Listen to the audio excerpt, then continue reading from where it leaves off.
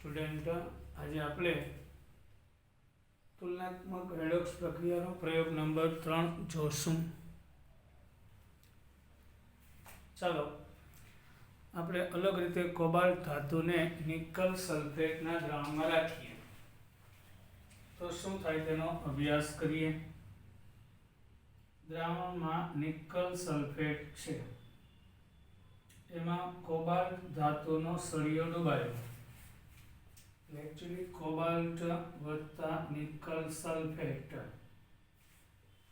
एमां sulphate ion छे ए प्रक्रियामां भाग लेतो नथी. कोबाल्टमांथी CO+2 बनशे अने Na+2 मांथी Na सॉलिड अने सल्फेट एमनेम रहेशे. जे प्रेक्षक आयन छे એટલે કોબાલ્ટે 2 ઇલેક્ટ્રોન ગુમાવીને CO+2 બન્યું માટે ઓક્સિડેશન. Na+2 એ 2 ઇલેક્ટ્રોન મેળવીને નિકલ બન્યું માટે રિડક્શન થયું કહેવાય.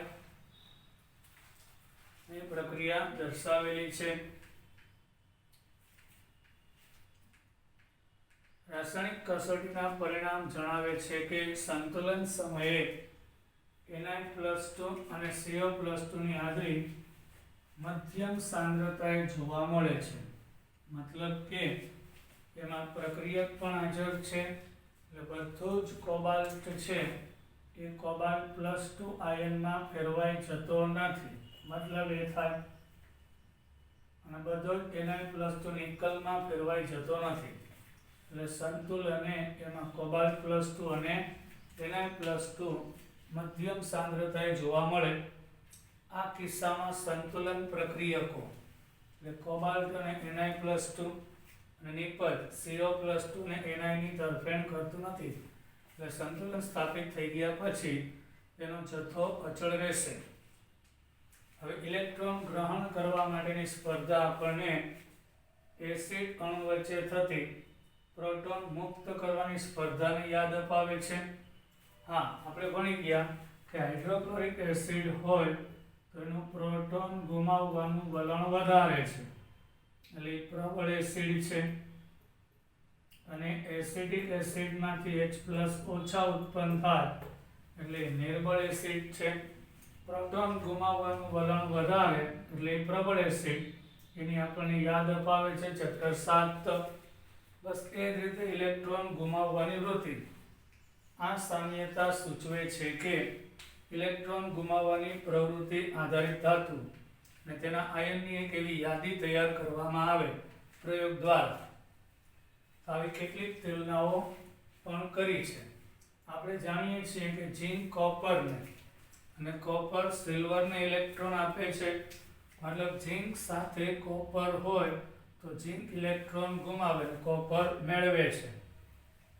એ કોપર સાથે સિલ્વર હોય તો કોપર ઇલેક્ટ્રોન ગુમાવે છે અને સિલ્વર મેળવે એટલે એ સક્રિયતા થઈ. જેમ પ્રોટોન ગુમાવવાની વૃત્તિ છે એ જ રીતે અહીંયા આગળ ઇલેક્ટ્રોન ગુમાવવાની વૃત્તિને આધારે એક શ્રેણી રચાય છે. તો જેની ઇલેક્ટ્રોન ગુમાવવાની વૃત્તિ વધારે તે વધુ સક્રિય ધાતુ કહેવાય. તો આવા પ્રયોગ ઉપરથી આ ક્રમને વિસ્તૃત કરવા ઈચ્છીએ તો ધાતુની સક્રિયતા શ્રેણી અથવા તો એને વિદ્યુત રાસાયણિક શ્રેણી બનાવી શકાય. આવી આખી શ્રેણી 12મા ધોરણમાં ચેપ્ટર 3માં આવશે. આપણે ટેમ્પરરી જે ઉપયોગ છે એટલો આવશે. ઝીંક નું ઇલેક્ટ્રોન ગુમાવવાનું વલણ કોપર કરતાં વધારે, કોપરનું ઇલેક્ટ્રોન ગુમાવવાનું વલણ સિલ્વર કરતાં વધારે. એટલે ઝીંક છે એ પરમાણુ ને કોપર આયન હોય તો પ્રક્રિયા થાય એ રીતે. પછી એટલે કોપર ભેગું સિલ્વર હોય ત્યારે કોપરનો પરમાણુ અને સિલ્વર આયન હોય તો પ્રક્રિયા થાય. એટલે આ ઇલેક્ટ્રોન ગુમાવીને ધન આયન બને અને મેળવીને પરમાણુ બનશે. આ રીતે એના ઉપરથી પ્રક્રિયા થાય કે નહીં તે નક્કી કરી શકાય આવી શ્રેણીના આધારે.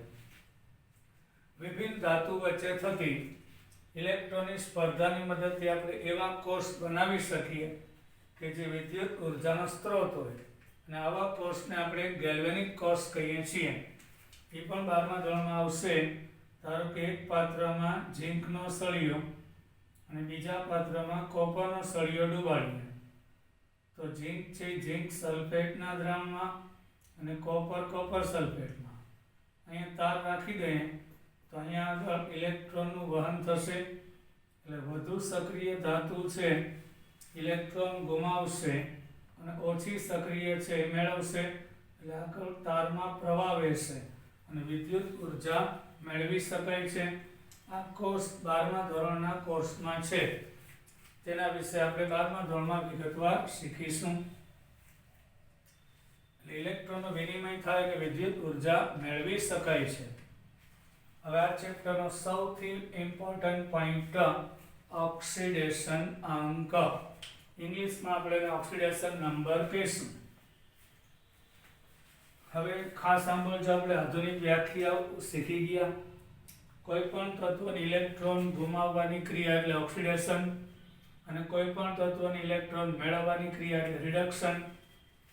જ્યારે હાઇડ્રોજન ઓક્સિજન સાથે સંયોજાઈને પાણી બનાવે ત્યારે નીચે દર્શાવ્યા મુજબ ઓછી સ્પષ્ટ ઇલેક્ટ્રોન વિનિમય પ્રક્રિયાનું ઉદાહરણ છે. 2H2 + O2 gives 2H2O છે. હાઇડ્રોજન ઓક્સિજન સાથે સંયોજાય છે અને પાણી બને છે. તો અહીંયા આપણે જોઈએ, આ એક સરળ અભિગમ તો નથી, તો પણ આપણે વિચારીએ કે કારણ કે આ પ્રક્રિયામાં આયનો નથી એકતો, એટલે ઇલેક્ટ્રોન વિનિમય છે આમાં સમજવું થોડુંક અઘરું છે. આયોનિક પ્રક્રિયા હોય તો ઇલેક્ટ્રોનનો વિનિમય સમજવો સહેલો હોય, પણ આ એક અભિગમ તો નથી. છતાંય H2 માં હાઇડ્રોજન પરમાણુ તટસ્થ અવસ્થામાં છે. H2O માં ઘન અવસ્થા પ્રાપ્ત કરે, ઓક્સિજન પરમાણુ O2 માંથી શૂન્યમાંથી H2 માં દ્વિઋણ અવસ્થા પ્રાપ્ત કરે. એટલે હાઇડ્રોજન તત્વ છે એટલે ભાગીદારીના ઇલેક્ટ્રોન બેની વચ્ચે છે, એટલે હાઇડ્રોજનની સંયોજકતા અને બંને હાઇડ્રોજન પરમાણુનો વીજભાર અધ્રુવીય હોવાથી 0 લેવામાં આવે છે. પણ જ્યારે પાણી બને તો અહીં ધ્રુવીય સહસંયોજક બંધ છે, એટલે ઇલેક્ટ્રોન ઓક્સિજન તરફ ખેંચાયેલા હશે. ત્યારે પાણીમાં હાઇડ્રોજનનો +1 સંયોજકતા અને ઓક્સિજનની -2 થશે એમ કહેવા માંગે છે. એટલે H2 માં દરેક હાઇડ્રોજન તટસ્થ શૂન્ય અવસ્થામાંથી, કારણ કે ભાગીદાર ઇલેક્ટ્રોન બેની વચ્ચે હશે, એકેય બાજુ ખેંચાય નહીં એટલે 0 ગણાય છે. પણ પાણીમાં ઓક્સિજન છે, એક હાઇડ્રોજન અને બે હાઇડ્રોજન પાસેથી એક મેળવી -2 થશે. એટલે પાણી બને ત્યારે હાઇડ્રોજન 0 માંથી +1 થાય છે અને ઓક્સિજન તત્વ છે તો એમાં પણ બે ઇલેક્ટ્રોન બંનેની વચ્ચે હશે. ઇલેક્ટ્રોન એકેય બાજુ ખેંચાયેલા ન હોય એટલે આનો વીજભાર 0 ગણાય છે, એમાંથી -2 થાય છે. દ્વિઋણ એટલે -2 અવસ્થા પ્રાપ્ત કરે. અહીં એવું અનુમાન છે કે હાઇડ્રોજનથી ઓક્સિજન તરફ ઇલેક્ટ્રોનનો વિનિમય થયો છે, ભલે સંપૂર્ણ નહીં પણ થોડા ઘણા અંશે થયો છે. ભાગીદારીના ઇલેક્ટ્રોન હાઇડ્રોજનથી ઓક્સિજન તરફ ખસે એટલે હાઇડ્રોજન છે એ 0 માંથી +1 થાય, ઇલેક્ટ્રોન ગુમાવે એટલે ઓક્સિડેશન, હાઇડ્રોજનનું ઓક્સિડેશન. અને ઓક્સિજન છે એ 0 માંથી -2 ઇલેક્ટ્રોન મેળવે એટલે રિડક્શન થયું કહેવાય. એટલે હાઇડ્રોજન છે એની સંયોજકતા 0, આ તત્વની 0, પાણીમાં હાઇડ્રોજન +1 ઓક્સિજન -2, તો 0 માંથી +1 ઓક્સિડેશન, 0 માંથી -2 એટલે રિડક્શન. આ રીતે સમજવું પડે. જો કે આપણને પછીથી જોવા મળશે કે આ વીજભાર વિનિમય માત્ર આંશિક રીતે થાય છે, તેથી માત્ર ઇલેક્ટ્રોન વિનિમય રીતે દર્શાવવું જોઈએ, નહીં કે હાઇડ્રોજન દ્વારા ઇલેક્ટ્રોન સંપૂર્ણપણે ગુમાવ્યો. એટલે સંપૂર્ણપણે ન ગુમાવે તો પણ, આંશિક ગુમાવે તો પણ ગુમાવ્યો ગણીશું. અને તો ઓક્સિજન દ્વારા સંપૂર્ણ મેળવતો નથી, કારણ કે ધ્રુવીય સહસંયોજક બંધ છતાંય મેળવશે એવું ગણી લેશું. અહીં સમીકરણ 8.8 માટે જે કહેવામાં આવ્યું તે અન્ય સહસંયોજક સંયોજનની પ્રક્રિયા માટે સાચું ઠરી શકે છે.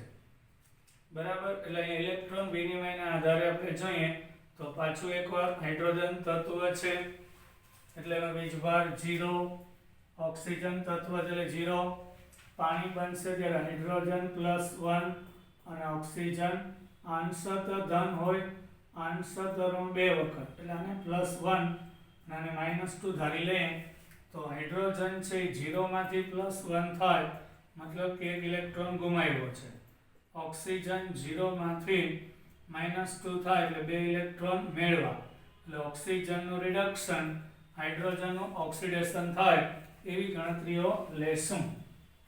હવે અન્ય બે ઉદાહરણ દ્વારા આ વધારે સ્પષ્ટ કરીએ. H2 + Cl2 માંથી 2HCl બને છે. હમણાં જે હાઇડ્રોજન તત્વ છે અહીંયા સહસંયોજક બંધ છે, બેયની વિદ્યુત ઋણતા સમાન છે, ભાગીદાર ઇલેક્ટ્રોન બેયની વચ્ચે છે એટલે ઇલેક્ટ્રોન એકેય બાજુ ખેંચાયેલા નથી એટલે 0 વીજભાર હોય. આની અહીં ઉપર એટલે ક્લોરીન તત્વ છે, બેયની વિદ્યુત ઋણતા સમાન છે, ભાગીદાર ઇલેક્ટ્રોન બેયની વચ્ચે હોય એટલે ક્લોરીનની સંયોજકતા 0 છે. હવે HCl બનશે તેમાં હાઇડ્રોજન અને ક્લોરીન વચ્ચે એકની ભાગીદારી થાય પણ ભાગીદારી ઇલેક્ટ્રોન ક્લોરીન તરફ ખેંચાઈ જાય એટલે અંશત ઋણ એટલે -1 અને +1 લેશું તો એના આધારે કહી શકાય કે 0 માંથી +1 એટલે હાઇડ્રોજનનું ઓક્સિડેશન અને 0 માંથી -1 એટલે ક્લોરીનનો રિડક્શન લેશું. એટલે મિથેન અને ક્લોરીન સાથે પ્રક્રિયા થાય તેમાંથી કાર્બન ટેટ્રાક્લોરાઇડ અને HCl બને છે. હવે કાર્બન સાથે હાઇડ્રોજન છે CH4, એમાં પણ સહસંયોજક બંધ હશે એટલે હાઇડ્રોજન +1 અને કાર્બન ચારે પાસેથી એક મેળવીને -4 છે, હાઇડ્રોજનનો +1 કાર્બનનો -4 અહીં તત્વ એટલે 0. હવે CCl4 બને ને તેમાં કાર્બન કરતા ક્લોરીનની વિદ્યુત ઋણતા વધારે એટલે ઇલેક્ટ્રોન ક્લોરીન તરફ ખેંચાય, ચારે એક મેળવા તો આને 4 ગુમાવ્યા તો અહીં કાર્બન +4 છે, અહીં ક્લોરીન -1 છે, HCl માં હાઇડ્રોજન +1 ક્લોરીન -1 છે તો ક્લોરીનનું 0 માંથી -1 એટલે રિડક્શન પણ કાર્બનનું -4 માંથી +4 યસ એટલે ઓક્સિડેશન થયું કહેવાય. અહીંયા +1 હાઇડ્રોજનનું કોઈ ચેન્જ નથી. હવે -4 હતા મતલબ 4 મેળવેલા હતા એ ગુમાવીને પેલા 0 થાય અને પછી વધારાના 4 ગુમાવે એટલે ટોટલ 8 ઇલેક્ટ્રોન ગુમાવશે. એ આપણે ગણતરી આગળ જોશું. હવે જે તત્વો ઉપર જે આપણે વીજભાર દર્શાવીએ તે તેનો ઓક્સિડેશન અંગ કહેવાય છે. સહસંયોજક સંયોજનની બનાવટની પ્રક્રિયામાં ઇલેક્ટ્રોન વિનિમયને ધ્યાનમાં રાખી ને વધુ વ્યવહારિક ઓક્સિડેશન અંગ પદ્ધતિનો વિકાસ કરવામાં આવ્યો.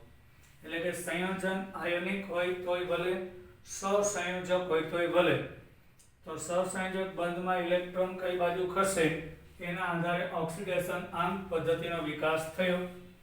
આ પદ્ધતિમાં એવું માનવામાં આવે ઇલેક્ટ્રોન ઓછા વિદ્યુત ઋણ પરમાણુ પરથી વધુ વિદ્યુત ઋણ તરફ સંપૂર્ણપણે સ્થાનાંતર પામે છે. તો H અને Cl હોય તેમાં વિદ્યુત ઋણતા ક્લોરીનની વધારે એટલે ભાગીદાર ઇલેક્ટ્રોન ક્લોરીન તરફ ખેંચાયેલ હોય એવું માનીને આ -1 અને હાઇડ્રોજન +1 લેવામાં આવે અને એ જે વીજભાર પ્રાપ્ત થાય તેનો ઓક્સિડેશન અંક કહીશું. આના ઉદાહરણ સ્વરૂપે આપણે જોઈ ગયા કે H2 + O2 હમણાં જોયું બે હાઇડ્રોજન વચ્ચે ભાગીદારી છે. અહીંયા 0 એટલે લઈશ કે આ બેયની વિદ્યુત ઋણતા સમાન છે એટલે ભાગીદાર ઇલેક્ટ્રોન એકે બાજુ ખસે નહીં એટલે બે પરમાણુનો વીજભાર 0 થાય એટલે 0. ઓક્સિજનમાં બેની ભાગીદારી છે બે ઇલેક્ટ્રોનની, પણ બેની વિદ્યુત ઋણતા સમાન એટલે આ ઇલેક્ટ્રોન બેની વચ્ચે રહેશે, એકેય બાજુ ન ખેંચાય એટલે વીજભાર 0. પાણીના કેસમાં હાઇડ્રોજન અને ઓક્સિજન વચ્ચે એકની ભાગીદારી પણ વિદ્યુત ઋણતા ઓક્સિજનની વધારે એટલે ઇલેક્ટ્રોન ઓક્સિજન તરફ ખેંચાય એટલે હાઇડ્રોજન અંશતઃ ધન ઓક્સિજન અંશતઃ ઋણ બે વખત એક અહીંથી ઇલેક્ટ્રોન અહીંથી એટલે આનું -2 અને આનું +1 ગણીશું એટલે હાઇડ્રોજનનો +1 ઓક્સિજનનો -2 સેમ H2 તત્વ છે એટલે 0 ક્લોરીન તત્વ છે એટલે 0 HCl માં ઇલેક્ટ્રોન હાઇડ્રોજન થી ક્લોરીન તરફ ખેંચાઈ જાય એટલે ક્લોરીન -1 હાઇડ્રોજન +1 લેશું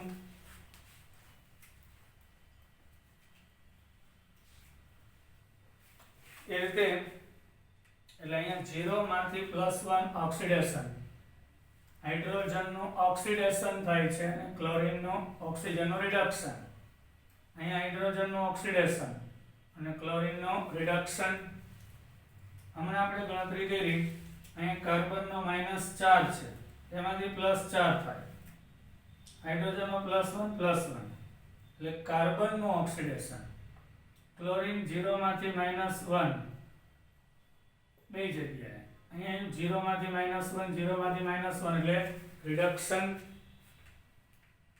હવે એ વાત પર ભાર મૂકવો જોઈએ કે ઇલેક્ટ્રોન વિનિમયની ધારણા માત્ર લેન્ડેલને ધ્યાને રાખવા માટે છે આ એકમમાં આગળ સ્પષ્ટ છે કે આ બાબત રેડોક્સ પ્રક્રિયા માટે સરળતા દર્શાવે છે કોઈ સંયોજનમાં તત્વનું ઓક્સિડેશન તેની ઓક્સિડેશન અવસ્થા દર્શાવે છે એટલે કે કેટલા ઇલેક્ટ્રોન ગુમાવ્યા કે કેટલા મેળવ્યા તે દર્શાવતો અંક છે સહસંયોજક બંધમાં ઇલેક્ટ્રોન માત્ર વધુ વિદ્યુતઋણ તત્વના જ હોય છે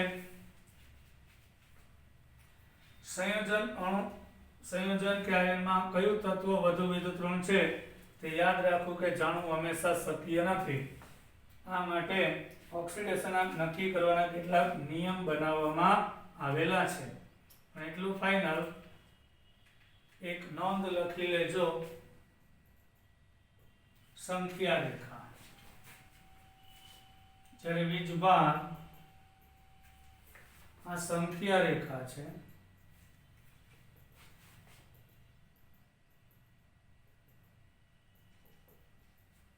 એમાં ડાબી બાજુથી જમણી બાજુ જઈએ તો ઓક્સિડેશન મતલબ ઓક્સિડેશન અંકમાં વધારો થાય મેં કીધું -4 માંથી +4 એટલે 1 2 3 4 5 6 8 ગુમાવ્યા કહેવાય 0 માંથી +1 થાય પછી ક્લોરીન -1 માંથી 0 એટલે 17 પ્રોટોન ને 18 ઇલેક્ટ્રોન હતા એમાંથી 17 પ્રોટોન ને 17 ઇલેક્ટ્રોન થાય તો એક ઇલેક્ટ્રોનનો ઘટાડો થયો એક ગુમાવ્યું એટલે -1 માંથી 0 થાય -2 માંથી 0 થાય તો ઓક્સિડેશન અંકમાં વધારો થાય તો ઓક્સિડેશન હવે તમે સંખ્યા રેખામાં જમણી બાજુથી ડાબી બાજુ જતા હો તો રિડક્શન કહેવાય જેમ કે કોપર +1 માંથી 0 થાય તો +1 માંથી 0 ઇલેક્ટ્રોન મેળવ્યો 29 પ્રોટોન ને 28 ઇલેક્ટ્રોન હતા હવે 29 થાય 28 માંથી 29 થયા પછી આપણે ખબર 0 માંથી -1 થાય ક્લોરીન 0 છે એમાંથી -1 થાય હાઇડ્રોજન -1 થાય એટલે ઇલેક્ટ્રોન મેળવે છે એટલે સંખ્યા રેખામાં આમ જાય તો રિડક્શન હંમેશા માટે અને ડાબી બાજુ જાય તો હંમેશા ઓક્સિડેશન થશે પણ દરેક તત્વના અણુ કે આયન સરળ હોય તો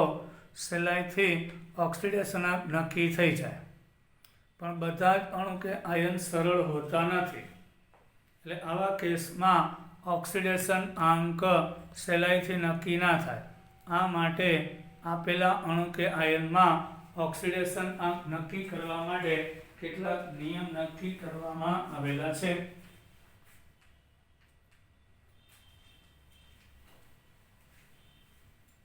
H2 હોય તો સરળતાથી નક્કી થઈ જાય પણ ઘણા બધા જટિલ અણુ કે આયન હોય તો ઓક્સિડેશન આંક સહેલાઈથી નક્કી થતો નથી જો કોઈ અણુ આયન કોઈ તત્વના બે અથવા વધુ પરમાણુ હાજર હોય, જેમ કે Na2H2O3, આ છે સોડિયમ થાયોસલ્ફેટ, આ ડાયક્રોમેટ, ઓક્સિડેશનના બધા પરમાણુના સરેરાશ મૂલ્ય જેટલું હોય. આ Cr2O7-2 છે એટલે 2 ક્રોમિયમ ને 7 ઓક્સિજન છે, તો અહીં ક્રોમિયમનો +6 વત્તા 2, ઓક્સિજનનો -2 વત્તા 7 એટલે -14 અને +12 એટલે -2 આવ્યું. એટલે આ જે વીજભાર હોય એ બધા રહેલા તત્વના ઓક્સિડેશનાંકનો સરવાળો છે. જેમ કે NaCl છે તો 0 હોય, કારણ કે સોડિયમનો +1 ક્લોરીન -1 એટલે ટોટલ 0 થશે. બરાબર. એટલે આ જે બધા જ પરમાણુના ઓક્સિડેશનાંકનો સરવાળો ઉપર લખવામાં આવે અને 0 થઈ જાય તો એ સંયોજન તટસ્થ છે. હવે નિયમ નંબર 1, હવે ઇમ્પોર્ટન્ટ ઓક્સિડેશન અંક. એનો નિયમ પહેલો, મુક્ત અવસ્થામાં અથવા બિન સંયોજિત એટલે સંયોજાયેલ ન હોય ત્યારે પરમાણુનો ઓક્સિડેશનાંક 0 હોય છે. H2 છે, હમણાં બતાવ્યું, એક તત્વ છે 0, તો એની અંદર બે પરમાણુ વચ્ચે ભાગીદારી છે અને બેયની વિદ્યુત ઋણતા સમાન છે એટલે બેયનો 0 થશે. ઓક્સિજન તત્વ છે તો બેયની વિદ્યુત ઋણતા સમાન છે એટલે ભાગીદાર ઇલેક્ટ્રોન બેયની વચ્ચે જ રહેશે એટલે 0 થાય. ક્લોરીન તત્વ છે એમાં ભાગીદાર ઇલેક્ટ્રોન બેયની વચ્ચે રહેશે એટલે 0 થશે. ઓઝોન તત્વ છે એમાં ઇલેક્ટ્રોન બેયની વચ્ચે જ રહેશે, એકે બાજુ ખેંચાયેલા ના હોય એટલે 0 થશે. પછી ફોસ્ફરસ, એમાં 4 ફોસ્ફરસ હોય એક અણુની અંદર, બધાની વિદ્યુત ઋણતા સમાન છે એટલે 0. સલ્ફર S8, 8 સલ્ફરના પરમાણુ ભેગા થઈ અને S8 અણુ બનાવશે, 0 છે. સોડિયમ તત્વ છે, મેગ્નેશિયમ, એલ્યુમિનિયમ, આ બધાનો ઓક્સિડેશન અંક 0 હોય છે. એટલે મુક્ત અવસ્થામાં અથવા તો બિન સંયોજિત સંયોજાયેલ ન હોય ત્યારે આવા તત્વનો ઓક્સિડેશનાંક 0 હોય છે. પણ એક પરમાણુય આયન હોય તો એક પરમાણુય આયન, આ સમજાઈ ગયું ને? કોઈ પણ તત્વ, આ તત્વ છે, બધા તત્વ જ છે કે એમાં રહેલા દરેક પરમાણુનો ઓક્સિડેશનાંક, એટલે તત્વ છે એલ્યુમિનિયમનો તો 0 છે જ, P4 નો 0 છે, એની અંદર રહેલા ચારેય પરમાણુનો પણ 0 હોય છે. O2 નો 0 છે પણ બંને ઓક્સિજનનો પણ 0 જ હોય છે. એમ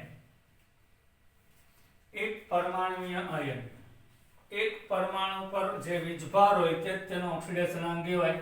જેમ કે ઘણીવાર આપણે Na+ એકવા લખ્યું હોય, સોડિયમ લખ્યું હોય તો 0. આ પરમાણુ છે, આ આયન છે, તો આયનનો જે વીજભાર, એક પરમાણુ વાળો આયન જેનો જે વીજભાર છે તે તેનો ઓક્સિડેશનાંક કહેવાય. તો સોડિયમ છે Na+ હોય છે, સોડિયમ છે Na+ હોય છે, એનો ઓક્સિડેશન અંક કહેવાય. જેમ કે સોડિયમ છે તો +1 તે તેનો ઓક્સિડેશન અંક કહેવાય. મેગ્નેશિયમ હોય તો +2 તો મેગ્નેશિયમનો +2 ઓક્સિડેશન અંક કહેવાય. Fe હોય +3 છે, એનો ઓક્સિડેશન અંક કહેવાય છે. પછી ક્લોરીન Cl- હોય એકવા તો એનો -1 ઓક્સિડેશન અંક કહેવાય. ઓક્સાઇડ હોય O-2 તો એનો -2 ઓક્સિડેશન અંક કહેવાય. હવે બધી આલ્કલી ધાતુ તેના સંયોજનમાં ઓક્સિડેશન અંક +1 અને બધી આલ્કલાઇન અધાતુના સંયોજનમાં +2 હોય છે. અને એલ્યુમિનિયમ તેના બધા જ સંયોજનમાં +3 હોય એટલે ફિક્સ છે. આલ્કલી ધાતુ એટલે સમૂહ એકના તત્વો, lithium, sodium, potassium, rubidium, caesium અને ફ્રેન્સિયમ, એ આલ્કલી ધાતુ. તત્વ સ્વરૂપે હોય ત્યારે 0, પણ એના સંયોજન હોય ત્યારે +1 જ હોય એમ. બધા જ આલ્કલી ધાતુના સંયોજન, આ આલ્કલી ધાતુ છે એ તત્વો હોય ત્યારે 0, પણ એ આલ્કલી ધાતુના સંયોજનમાં તેનો ઓક્સિડેશનાંક +1 જ હોય છે. પછી સમૂહ નંબર 2 આલ્કલાઇન અર્ધ ધાતુ તત્વ, beryllium, magnesium, calcium, strontium, barium, radium. આ બધા તત્વ સ્વરૂપે હોય ત્યારે 0. તેના સંયોજન હોય જેમ કે beryllium oxide, magnesium chloride, strontium oxide, barium chloride, radium chloride, radium oxide, એમાં +2 હોય છે. કેમ? આ સમૂહ 2 ના તત્વની બહારની કક્ષામાં 2 ઇલેક્ટ્રોન, સમૂહ 1 નું તત્વ હોય તો બહારની કક્ષામાં 1 ઇલેક્ટ્રોન એક જ ગુમાવશે. સમૂહ 2 નું તત્વ હોય તો NH2, અને અષ્ટક પૂરું કરવા 6 ઘટે, 6 ઘટે તો 6 મેળવે ને 2 ગુમાવશે. એટલે એ બધામાં તેનો BeO હોય તો ઓક્સિજન 2 મેળવી અને આ 2 ગુમાવશે, +2. NgCl2 હોય તો 1 મેગ્નેશિયમ અને 2 ક્લોરીન, તો 2 ક્લોરીન 1 મેળવશે તો આ 2 ગુમાવશે, +2. કેલ્શિયમ ક્લોરાઇડમાં +2, આ +2, +2 અને +2 હોય છે.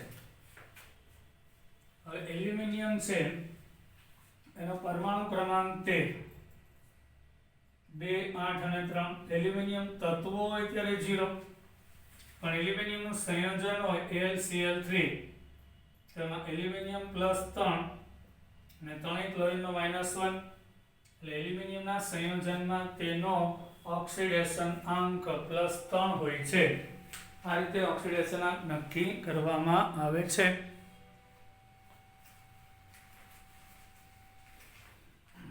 હવે